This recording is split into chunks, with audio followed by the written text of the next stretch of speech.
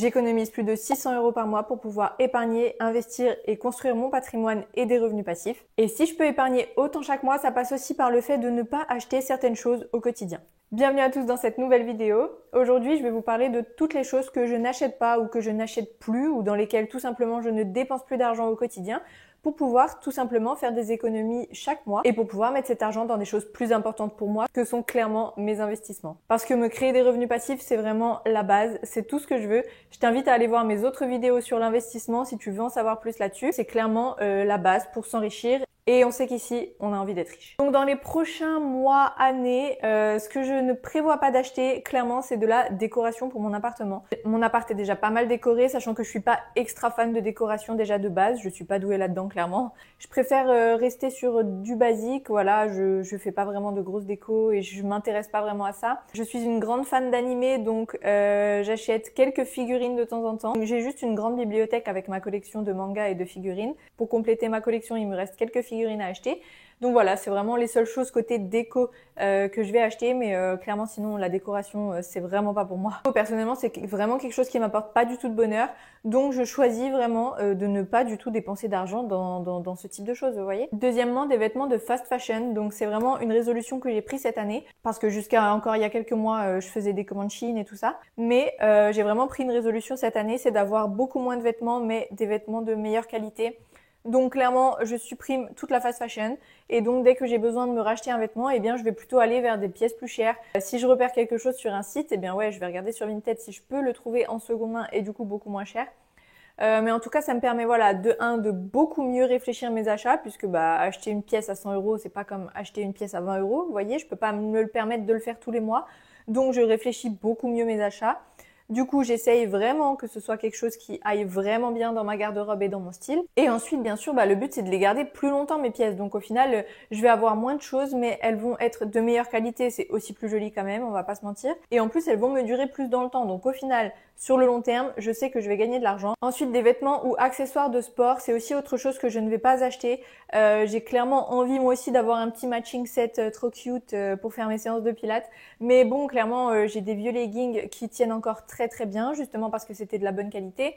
Et donc, je les ai depuis 10 ans, mais clairement, pour faire mes 4 séances de sport de 20 minutes par semaine, j'ai pas besoin d'avoir 100 000 vêtements de sport, vous voyez. Et comme je fais du sport chez moi, je peux juste mettre n'importe quel short et n'importe quel haut et ça fait l'affaire, vous voyez, pour mes 20 minutes de sport. Là, j'en ai pour encore des années et des années sans avoir besoin d'acheter de vêtements de sport. Et pour ce qui est accessoires de sport, c'est pareil. Mes accessoires, je les ai achetés il y a très longtemps. Je me suis juste fait offrir à Noël un tapis de très bonne qualité, un tapis de sport enfin, vous voyez, quelque chose qui est très grand, qui bouge pas et tout, incroyable. J'ai mes petites haltères que j'ai depuis un bon moment également, une bonne dizaine d'années aussi.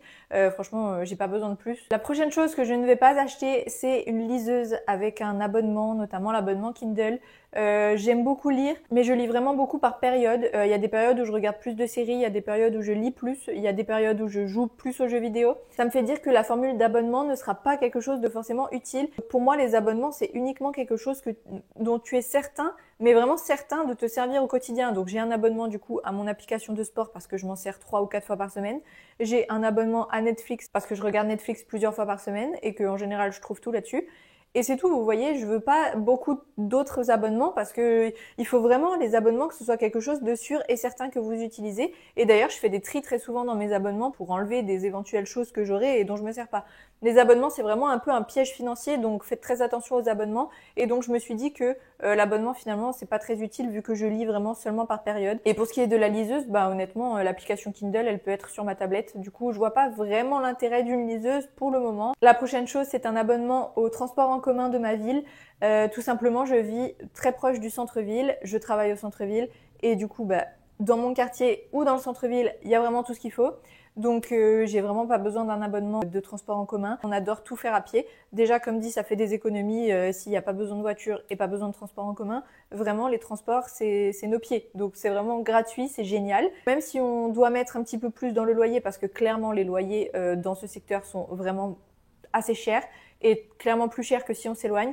On préfère amplement notre qualité de vie proche du centre et dans un quartier où il y a plein de choses, plutôt que s'excentrer mais devoir payer les transports en commun ou une voiture. Une autre chose dans laquelle je ne dépense jamais, quasiment jamais, C'est tout ce qui est soda, gâteau, snacks sucrés, voilà. Toutes ces choses en fait.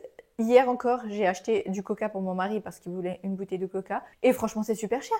Et je me dis, mais je suis vraiment bien contente de ne pas acheter ça toutes les semaines. Vous voyez, tout ce qui est soda, biscuits préparés, biscuits sucrés et tout. En fait, je préfère largement me faire un snack à la maison plutôt que d'acheter des snacks tout prêts, des gâteaux tout prêts. Vraiment, c'est super cher. Virer ça de la liste de courses, ça fait vraiment faire de très grosses économies. Donc encore une fois, acheter des aliments bruts, eh bien, c'est meilleur pour la santé, mais aussi pour la santé financière. Ensuite, ce dans quoi je ne dépense plus, eh bien, figurez-vous que c'est le coiffeur. Je sais pas vous, mais moi, les coiffeurs, ils me ratent tout le temps. Je déteste aller chez le coiffeur, je suis jamais contente de ce qu'ils me font, mais vraiment. Et je paye vraiment une blinde. Donc juste pour couper les pointes, payer 60 €, je vous cache pas que ça a commencé un peu à me faire mal. Et donc je me suis dit, franchement, couper les pointes, peut-être que je peux apprendre. Et moi, j'adore apprendre, essayer de nouvelles compétences, voilà, regarder plein de vidéos YouTube et puis m'entraîner. Voilà, c'est comme ça qu'on progresse.